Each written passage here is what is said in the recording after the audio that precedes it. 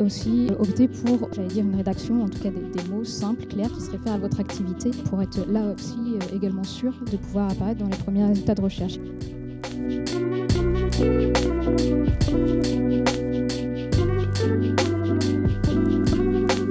Tout d'abord, je voudrais vous remercier d'être présent pour cette table ronde en 2023. Ayez les bons réflexes pour gagner en visibilité. Pour démarrer, je vais faire un petit tour de table pour que vous puissiez vous présenter. Puis ensuite, j'introduirai un peu le terme de visibilité et ce que ça implique aujourd'hui en 2023. Donc Céline, je te laisse te présenter. Bonjour, je suis Céline Manoukian, je suis la fondatrice de Sel et Poivre, une agence communication digitale spécialisée dans la food. Donc que ce soit la food solide ou la food liquide. Voilà. Donc ma spécialité, c'est essentiellement les réseaux sociaux, mais également le référencement naturel et puis aussi l'accompagnement en fait, des entrepreneurs dans leurs besoins de communication, besoins de formation également. Bonjour à tous, moi je suis Cécile Rouillet, je suis créatrice de l'atelier Sunouba. C'est un atelier de design graphique qui est centré sur les questions d'accessibilité et d'inclusion. C'est-à-dire que je crée des outils et des supports de communication qui sont adaptés à une large audience, quel que soit le handicap, le niveau de littératie ou les situations d'apprentissage en jeu. Donc, je travaille essentiellement sur tout ce qui peut être ce qu'on appelle du design de l'information, c'est-à-dire le travail sur le signe comme des pictogrammes ou des infographies. Également tout type de support imprimé numérique, que ça va de la brochure au site web. Et je crois que j'ai fait le tour. Bonjour ou rebonjour. Donc, je m'appelle toujours Sébastien Mathieu. Je suis responsable des formations courtes à la Chambre de métier. Donc, je gère toutes les formations de 1 ou 2 ou 3 jours dans le domaine commercial, numérique, gestion et RH à la Chambre de métier. Je suis conseiller numérique. Alors, au niveau de mes compétences, je me considère comme un généraliste. C'est-à-dire que je connais les notions de référencement, je connais les réseaux sociaux, mais voilà, je les maîtrise suffisamment pour pouvoir conseiller les artisans. Mais voilà, au niveau de technique pure ou autre, voilà, il y a des spécialistes je laisse les spécialistes après prendre le relais. Voilà, donc j'ai beaucoup d'accompagnement d'entreprise et puis voilà, j'essaie un petit peu de les aider dans leur transition digitale. Donc aujourd'hui, on sait que la visibilité, la notion s'est beaucoup développée depuis les années 90, déjà par une évolution technologique et également par des nouvelles techniques communicationnelles. La visibilité aujourd'hui, dans le terme vraiment promotion, communication, marketing, c'est comment on est perçu par l'humain. Comment on est perçu par notre clientèle, quelle est la perception de notre marque ou de notre entreprise. Donc aujourd'hui, il faut savoir qu'il y a 86% des entreprises qui ont au moins une solution de visibilité. On en verra plusieurs tout au long de cette table ronde. Et je vais commencer par une question pour vous, Sébastien. Aujourd'hui, la plupart d'entre nous, on utilise quotidiennement le numérique pour rechercher une information, mais ça va également pour la recherche de prestations de services, pour la recherche d'acteurs ou de partenaires. Donc aujourd'hui, la question... c'est que lors de votre formation et dans votre structure, vous avez souvent des demandes récurrentes, j'imagine à ce sujet, des entreprises qui peuvent venir vous voir pour dire mais comment est-ce qu'on peut me voir, comment est-ce qu'on peut me trouver. Est-ce que vous pouvez un peu développer ce que vous proposez aujourd'hui ? Alors, au niveau des entreprises, les entreprises qui viennent nous voir, c'est vrai que systématiquement, nous font part de leur besoin d'être présents sur Internet. Les gens se sont rendus compte qu'être présent sur Internet était une évidence et une nécessité. Il y a environ une dizaine d'années, c'est vrai que les gens, fallait un peu les artisans, je parle artisans commerçants, petites structures, fallait un petit peu les convaincre d'aller sur Internet et beaucoup ne voyaient pas forcément l'intérêt ou trouvaient ça vraiment très compliqué. Là, l'avantage, c'est que maintenant, tout le monde est convaincu des bienfaits du numérique. Et l'autre avantage, c'est qu'on est en 2023 et il existe beaucoup d'outils simples à utiliser, accessibles à tout le monde, qui permettent d'avoir une première présence sur Internet.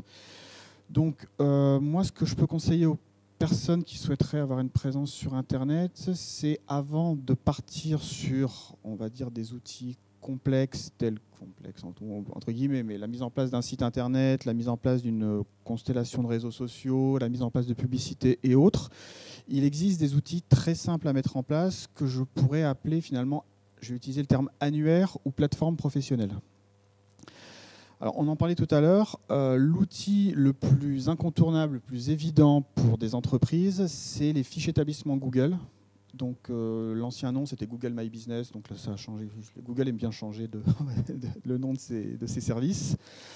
Donc là, au niveau des fiches établissements, vous devez les connaître. C'est-à-dire que vous faites une recherche sur Google. Alors, je cite beaucoup Google, juste par rapport aux statistiques. Il représente environ plus de 95% de la recherche mobile, de la recherche sur mobile, et un bon 93% sur la recherche sur ordinateur. Donc voilà, c'est pas que je veux forcément les citer, mais on va dire qu'ils sont incontournables.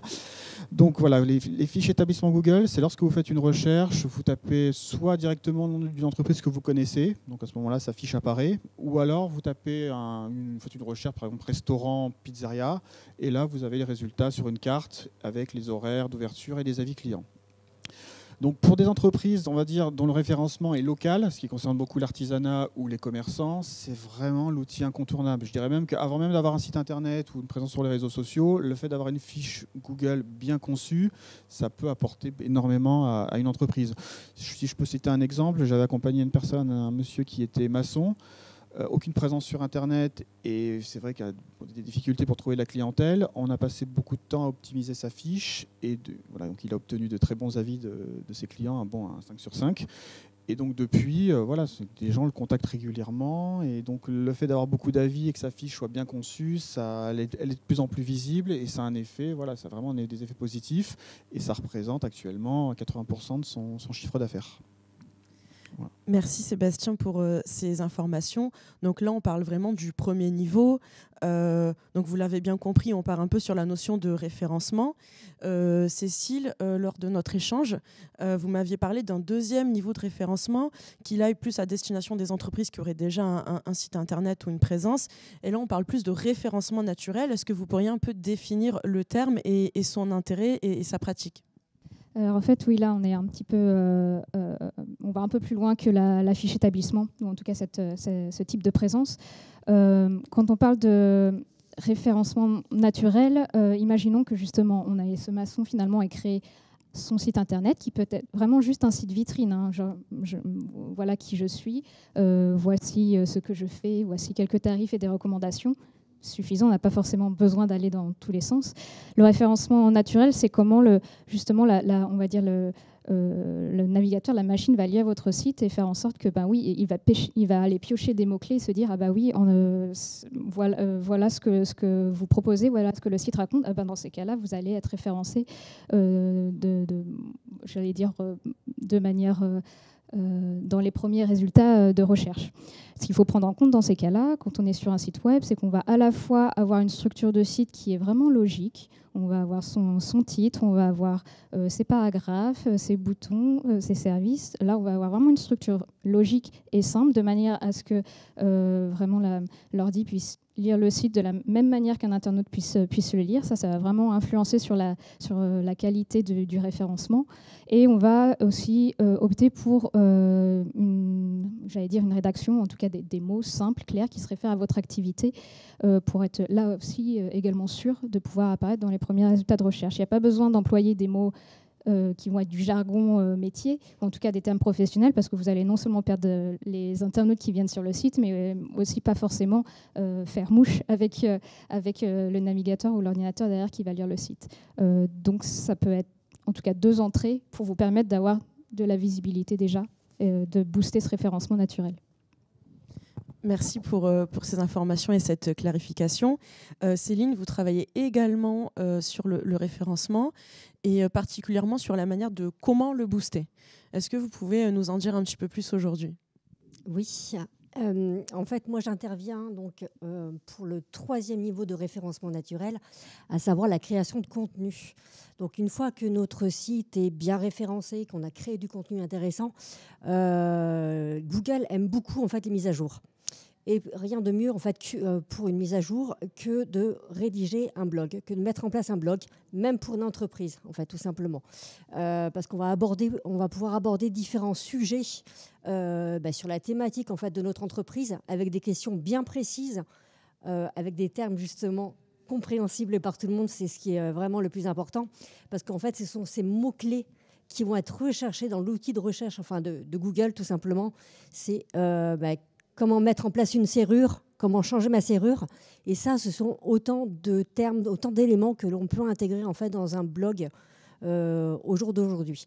Donc moi, j'interviens pour mes clients à la fois vraiment pour des missions long terme, parce que le référencement naturel, ça se travaille sur le long terme.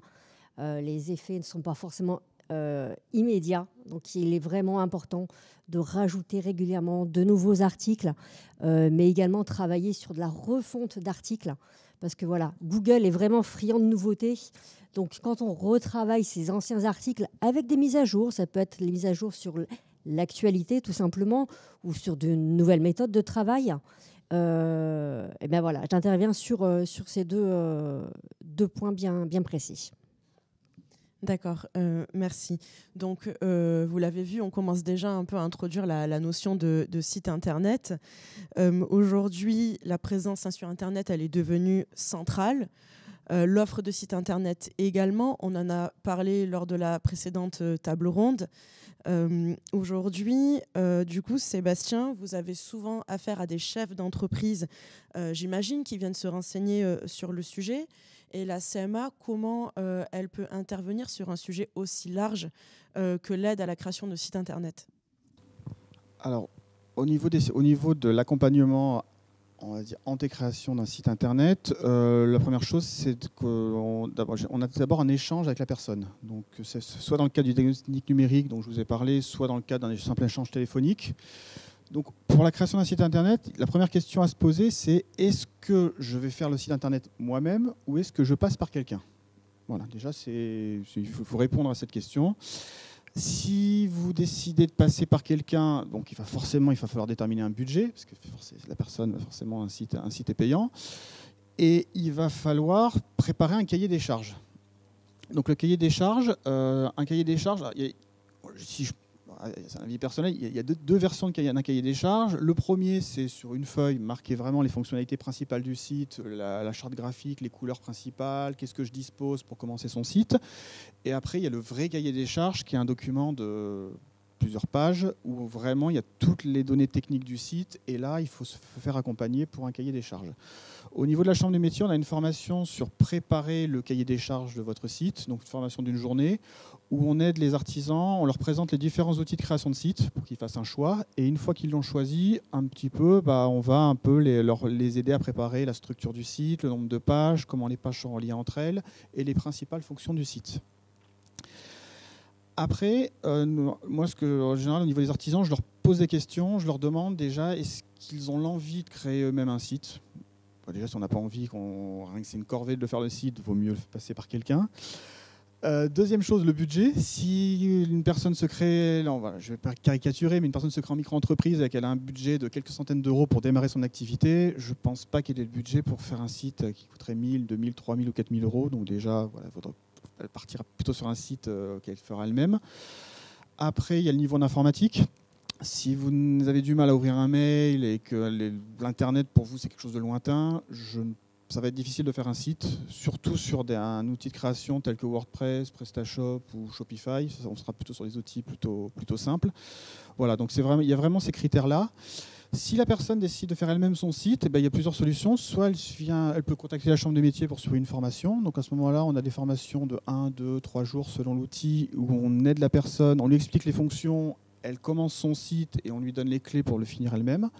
Ou bien la personne peut tout simplement rentrer chez elle et faire son site Internet. Il existe beaucoup de tutos désormais sur Internet, sur YouTube et d'autres outils où on peut se former.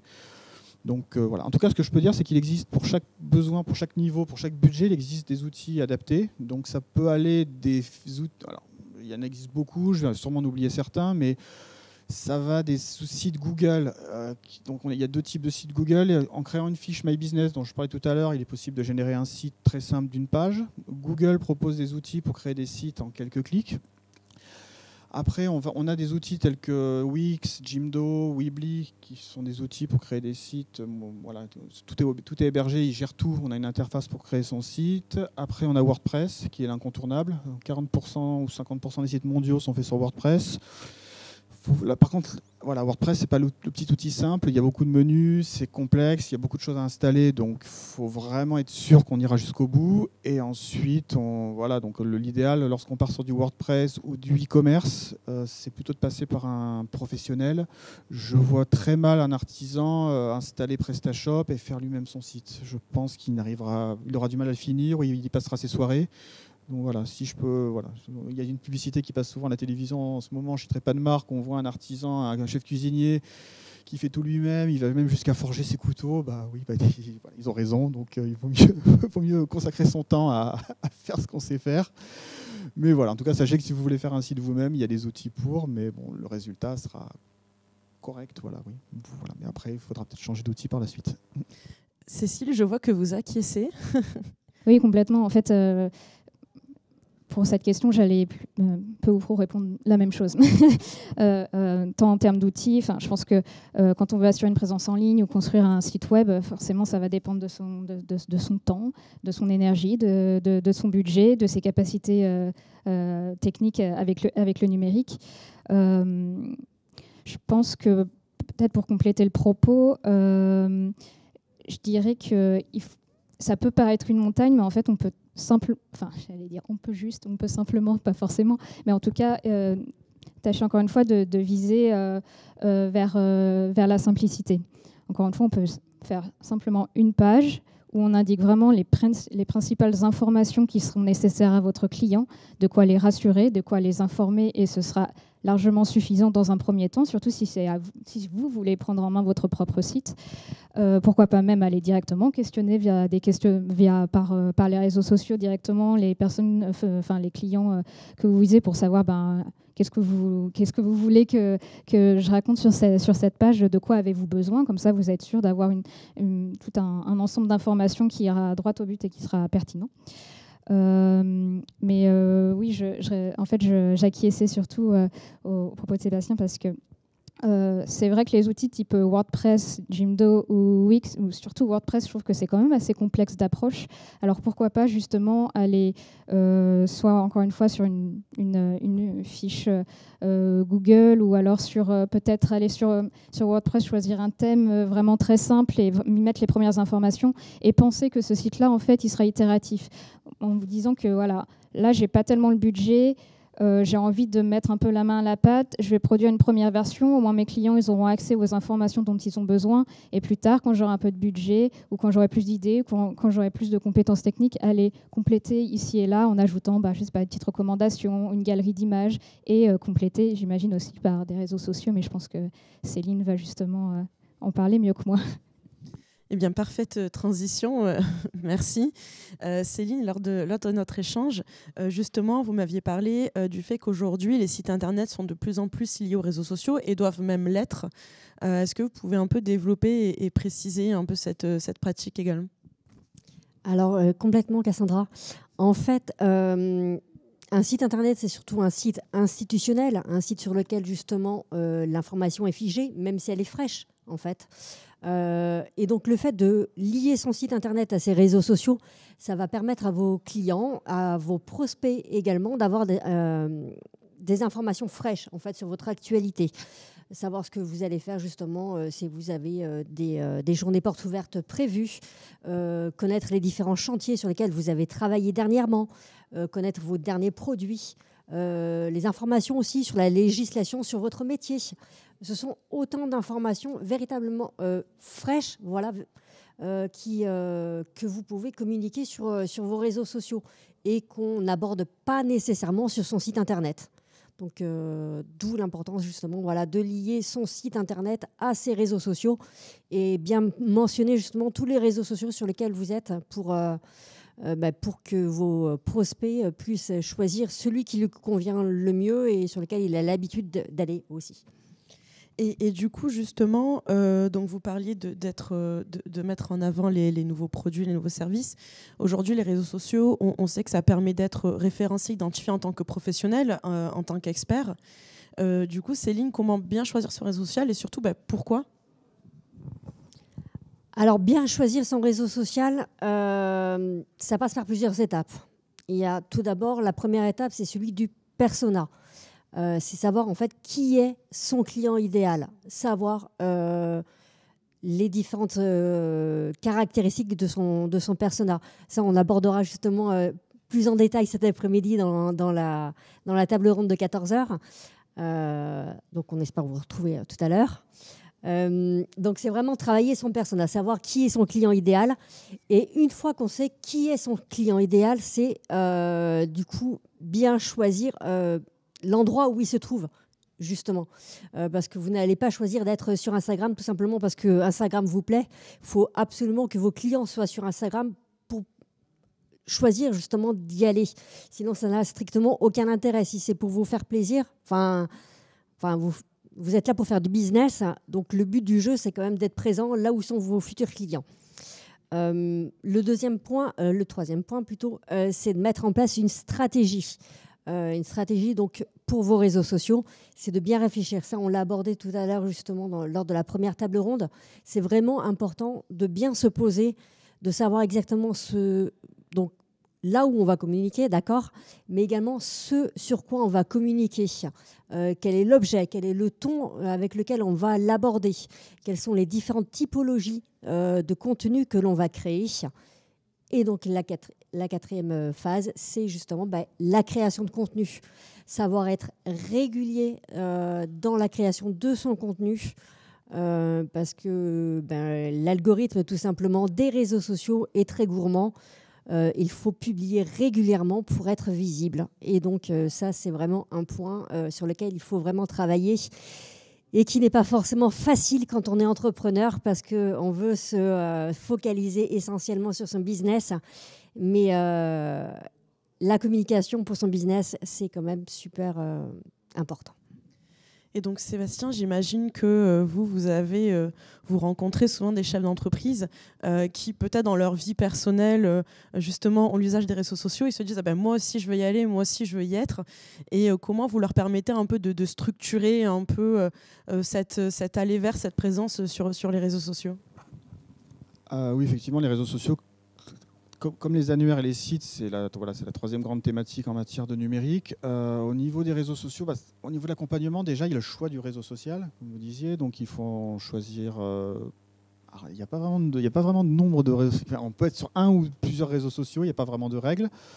Moi, si je peux donner un conseil aux entreprises, c'est de choisir le réseau social, forcément, où se trouve la clientèle, mais également un réseau social où les gens sont également à l'aise. Voilà, si vous détestez un réseau social... Bon, si la clientèle y est, autant y aller, mais voilà, autant choisir un réseau social où vous serez à l'aise. Si votre passion, c'est de prendre des photos et que vous adorez communiquer et prendre des petits moments de vie ou même poster des vidéos, par exemple, Instagram sera peut-être une solution intéressante. Ce que je constate beaucoup au niveau des entreprises, c'est le manque d'un fil conducteur. C'est-à-dire que beaucoup de personnes se mettent sur les réseaux sociaux et ne savent pas quoi poster. Ils se disent, autant je vais poster un bonne année, je vais poster un nouveau produit ou des éléments qui n'ont rien à voir avec leur activité. Si vous allez sur un réseau social, il faut vraiment poster régulièrement. Et puis surtout qu'il y a un fil conducteur. Donc là, on aborde des notions de stratégie éditoriale, de storytelling. Il faut que les clients, en se connectant à votre page, aient une idée de quoi vous allez parler et qu'il y ait un peu un ton, une image de marque et une passion finalement. Voilà. Les réseaux sociaux, doivent retranscrire votre passion pour votre métier et il faut que ça se voit, dans vos publications. Donc c'est pas quelque chose de simple, mais donc voilà, nous on dispose de formations où on peut conseiller les gens dans ces domaines. Mais voilà, mon conseil principal, ça serait il faut que les posts soient cohérents, qu'il y ait une ligne éditoriale, que vous preniez du plaisir à poster sur les réseaux sociaux, que les posts soient préparés à l'avance. La pire erreur que vous puissiez faire sur les réseaux sociaux, c'est de se dire « Ah mince, j'ai pas posté depuis 3 jours sur Instagram, je vais prendre n'importe quoi en photo et le poster. » On verra bien. Non, il faut vraiment avoir un petit stock de contenu. Et puis, sur LinkedIn, j'imagine que plusieurs d'entre vous sont sur LinkedIn, très clairement. Les posts sont extrêmement structurés. Les personnes vont donner leur avis sur une thématique, faire un coup de gueule. Mais il faut vraiment que ça tout soit structuré. Et c'est pas le plus simple, mais c'est vrai que le résultat peut très bien fonctionner. Et dernière chose, les réseaux sociaux, c'est des réseaux, comme je leur indique, qui sont sociaux. Il faut communiquer, il faut parler.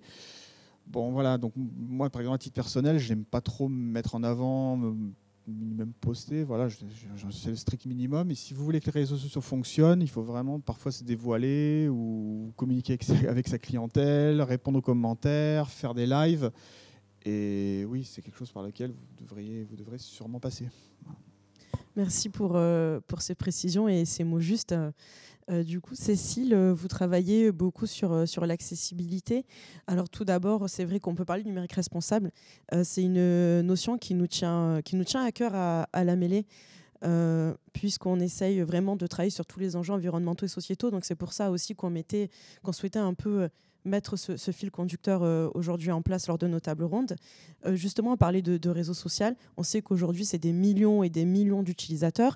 Donc, on est forcément confronté à la question d'accessibilité, de cohérence, de mettre à disposition l'information qui doit être égale pour tous. Est-ce que vous pouvez aujourd'hui nous parler de tout ce que vous mettez en œuvre sur la catégorie un peu numérique responsable que vous mettez en avant et cette pratique que vous mettez en place au quotidien pour vos clients et vos activités ?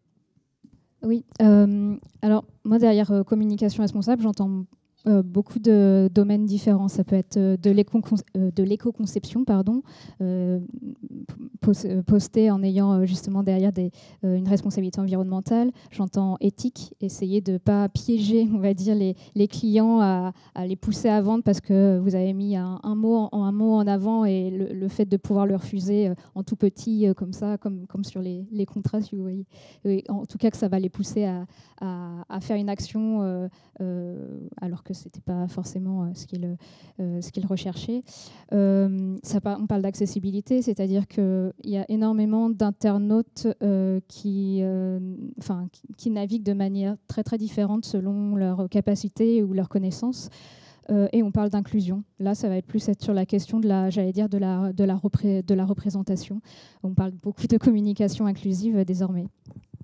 Là, notamment si on va... Moi, je suis plutôt sur les questions d'accessibilité et d'inclusion.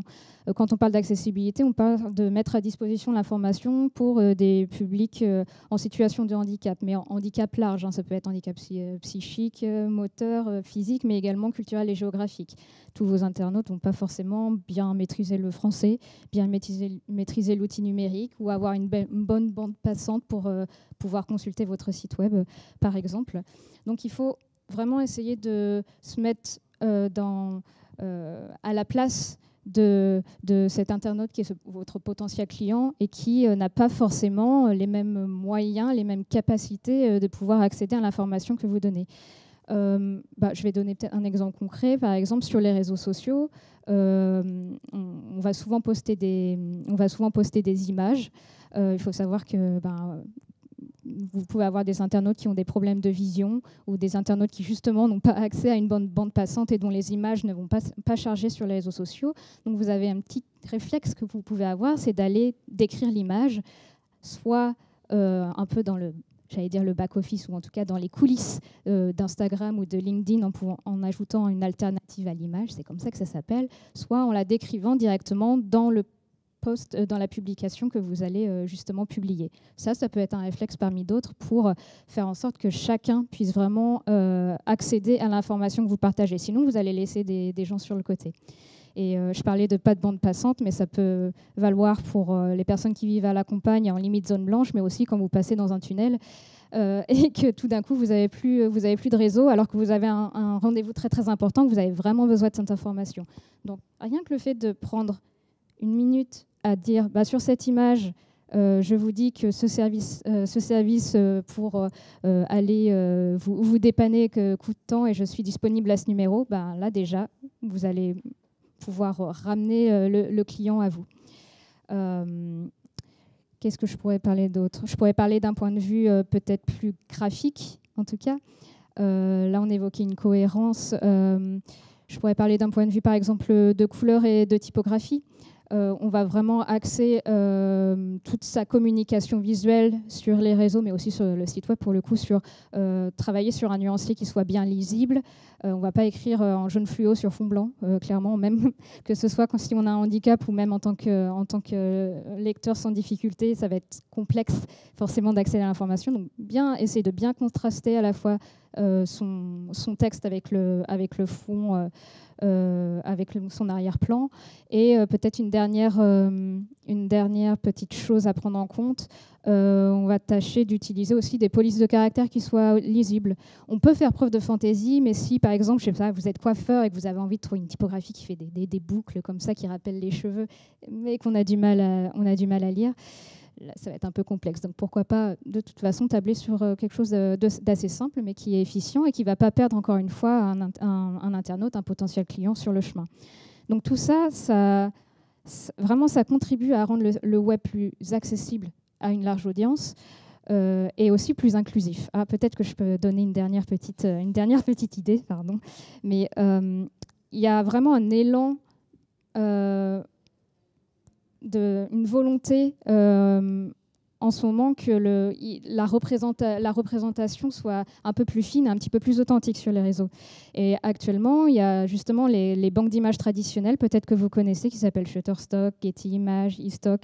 Elles proposent de plus en plus, au lieu d'avoir des gens très souriants au bureau qui boivent un café et qui sont très heureux, ils sont en train de plus proposer des images où on sent qu'il y a un peu plus d'authenticité, un peu plus de représentation, je sais pas, par exemple dans le genre, ou quelque chose qui fasse un peu moins papier glacé et qui va permettre en tout cas aux gens, quand ils vont être sur vos réseaux, de voir que, ah d'accord, bon, on n'est pas forcément sur ces images de magazines qu'on va trouver dans les banques d'images, mais il y a possibilité d'aller chercher des représentations un peu plus justes, un peu plus incarnées, en tout cas, de la réalité. Donc, aussi penser à voir comment je peux utiliser l'image. Est-ce que je vais aller en chercher une lambda pour illustrer mon propos sur les réseaux, mon site web, ou est-ce que je peux essayer justement d'aller, je sais pas, soit chercher des images un petit peu plus incarnées sur ces banques d'images spécialisées, ou alors est-ce que je peux pas tout simplement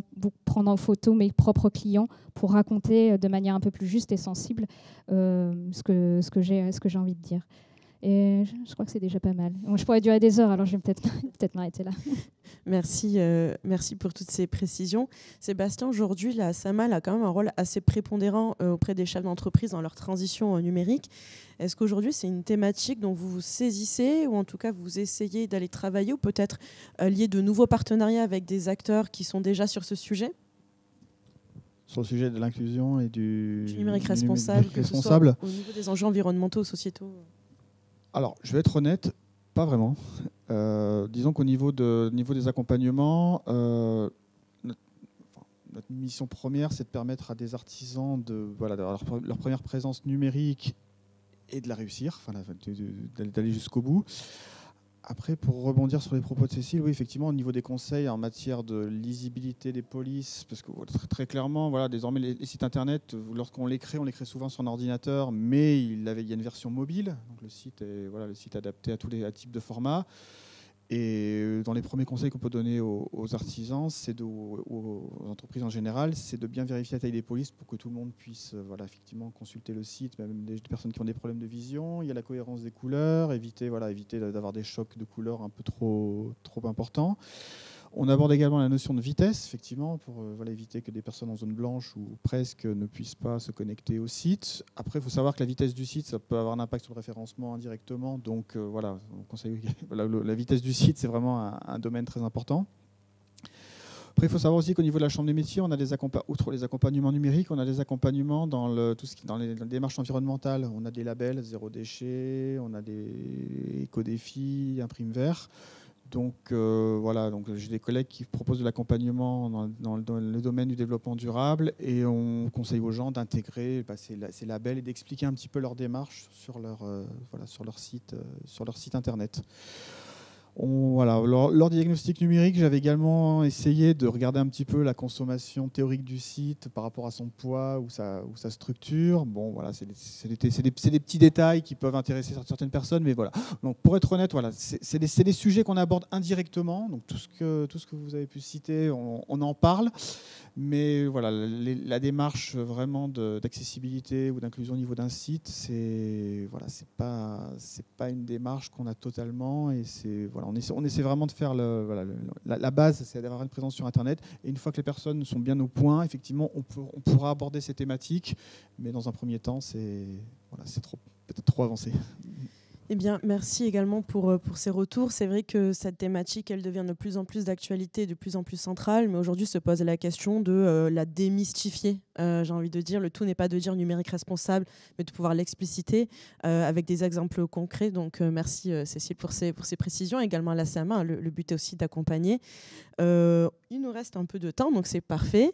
Donc, je vais vous poser la dernière question. C'est quel conseil vous pourriez donner aujourd'hui pour en 2023 gagner en visibilité? Céline, est-ce que vous auriez un conseil à donner aux chefs d'entreprise aujourd'hui?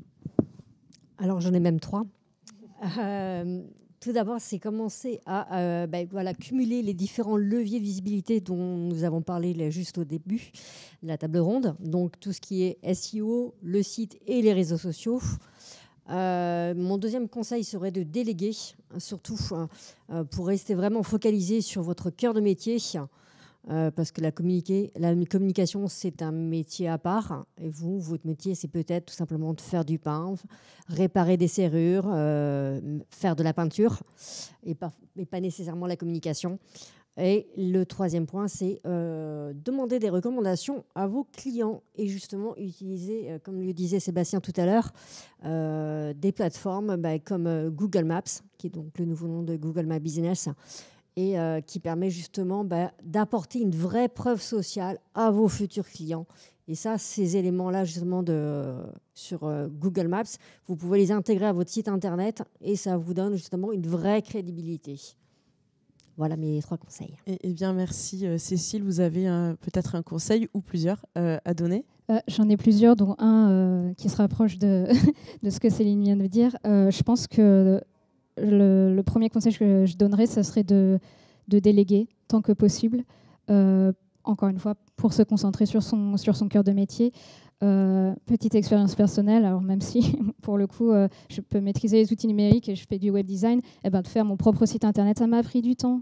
Voilà, j'aurais pu faire autre chose, j'aurais pu investir et demander à quelqu'un d'autre de le faire, parce que là j'avais pas de recul, ça m'a pris beaucoup de temps, j'étais dans un perfectionnisme parce que c'est un peu mon bébé, c'est un peu mon entreprise. Et au final, quand j'ai fini, je me suis dit jamais plus. Je vais déléguer la prochaine fois.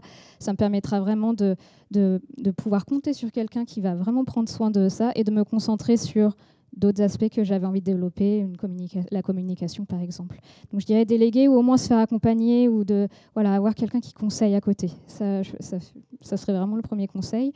Le second, je crois que je l'ai répété tout au long de mon intervention à chaque fois, mais c'est vraiment de viser la simplicité. Vous n'êtes pas obligé de faire un site de 40 pages, vous n'êtes pas obligé de tout dire tout de suite. Pour assurer une présence en ligne, soit on parie sur une fiche Google My Business, soit on fait un site vitrine avec les informations principales et au fur et à mesure que le business avance, on pourra compléter par des options, par des recommandations, par une présence en ligne beaucoup plus marquée sur les réseaux sociaux, etc. Mais vraiment, dans un premier temps, ne pas complexifier la chose, ne pas vouloir trop en dire, vraiment aller à l'essentiel pour avoir déjà en plus ce sentiment d'avancer, d'aller plus loin et de pouvoir continuer sur son chemin entrepreneurial. Et le troisième, oui, quand vous construisez votre présence en ligne, pensez toujours à vos clients, de quoi ils ont besoin, quels sont leurs profils.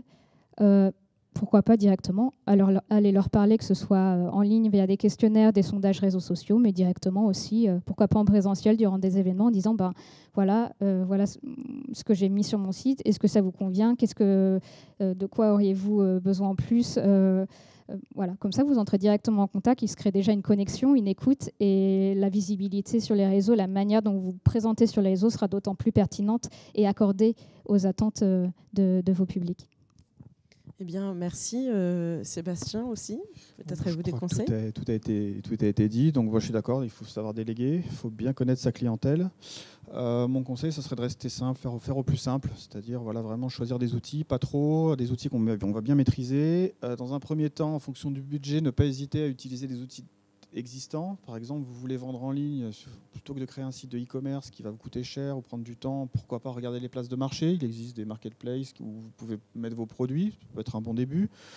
Vous avez un snack ou une pizzeria, est-ce que c'est vraiment utile de créer un site sur un outil complexe avec un système de réservation dès le départ? Je pense pas. Peut-être que s'inscrire sur Uber Eats, Deliveroo ou Just Eat, ça peut être suffisant pour démarrer. Voilà. Après, chacun a son point de vue sur ces plateformes. Mais voilà, disons que vous avez une palette de solutions à votre service. Et en fonction voilà, des différents critères, voilà, il faut trouver au plus simple. Vous avez le métier chez l'entreprise, c'est différents métiers. Vous êtes à la fois commercial, vous produisez, vous avez les déplacements, la prospection, l'administratif. Voilà, le temps, c'est vraiment le critère principal. Donc faites au plus simple. Et puis on peut commencer très simple et puis passer par des plateformes et déléguer, puis ensuite reprendre la main, même pourquoi pas un jour embaucher quelqu'un qui gérera tout en interne, on ne sait jamais, mais voilà. Donc mon conseil, c'est de faire au plus simple et de choisir les bons outils pour bien démarrer. Eh bien, merci pour ces conseils. Il nous reste quelques minutes pour prendre des questions. Donc j'ai une première question qui a été demandée en ligne sur le cahier des charges. Les erreurs à ne pas commettre quand on rédige son cahier des charges. La principale erreur, ce serait forcément d'oublier des éléments. L'idée, c'est de vraiment déterminer à l'avance les fonctions de son site, de quoi on a besoin. Si le besoin sur un site, c'est simplement de créer 2-3-4 pages et de présenter les produits, à ce moment-là, le cahier des charges relativement simple. Après, s'il y a besoin de mettre en place des systèmes de personnalisation, des systèmes de réservation, de la gestion de stock et autres, là, ça va nécessiter de bien repérer les fonctions à rajouter au site. Et donc voilà, je suis parti un petit peu sur de la technique, mais le conseil, ça serait vraiment de penser à tout, de bien prendre le temps, peut-être de questionner des clients, des futurs clients ou des proches pour leur demander quel serait selon eux le site idéal. Et à partir de là, ça permettra de constituer le cahier des charges. Super, merci. J'ai une deuxième question qui nous vient également du chat en ligne. Un conseil pour améliorer sa visibilité à l'international?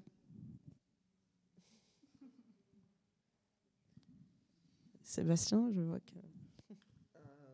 La première chose, alors c'est un peu technique, disons pour pouvoir vendre à l'international, l'idéal c'est d'utiliser certains outils, par exemple du site de type WordPress, PrestaShop, on va dire des CMS, des outils de création de sites, on va dire les plus développés. La première chose, c'est de traduire le site. Il faut que le site soit dans la langue du pays cible. Pour la traduction du site, il y a plein de méthodes. Soit vous créez un deuxième site qui est dans la langue désirée, soit vous alternez certaines pages en français, d'autres en anglais par exemple, ou pourquoi pas installer un module de traduction automatique, mais ça ne marche pas très bien. Après, il y a plein de subtilités au niveau codage sur le site. Il faudra préciser la langue du pays cible. Il faut s'adapter aussi c'est important, aux clientèles du pays cible. Selon les pays, les gens ont besoin ont des habitudes de consommation différentes. Un exemple, si vous souhaitez vendre dans un des pays d'Asie, par exemple, la clientèle asiatique aime beaucoup avoir un descriptif très important du produit. Donc une fois qu'on a dépassé la partie photo et produit, vous avez souvent plein de pages qui s'enchaînent où ça présente les avantages concurrentiels, l'origine des produits, plein de choses.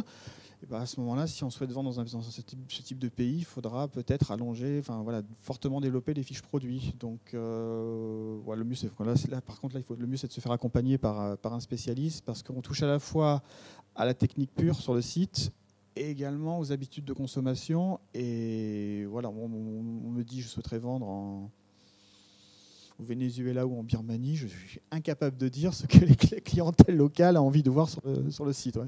Donc là, par contre, il faut se faire accompagner. Ouais. Le maître du temps a parlé. On peut prendre une dernière question dans la salle. Est-ce qu'une question, quelqu'un souhaite réagir ou poser une question? Oui.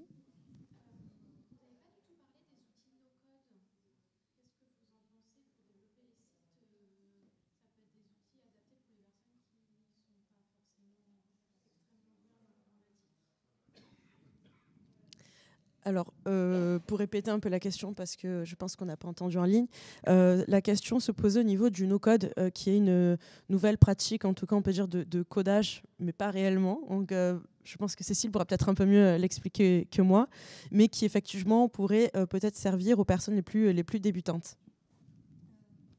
Bon, je ne suis pas une spécialiste, mais par no-code, moi j'entends des CMS de type justement WordPress ou Webflow par exemple, ou Wix, qui encore WordPress, faut voir, mais pour le coup qui permettent de ne pas mettre les mains dans le code et de pouvoir créer un site de A à Z en déplaçant des blocs, c'est ça.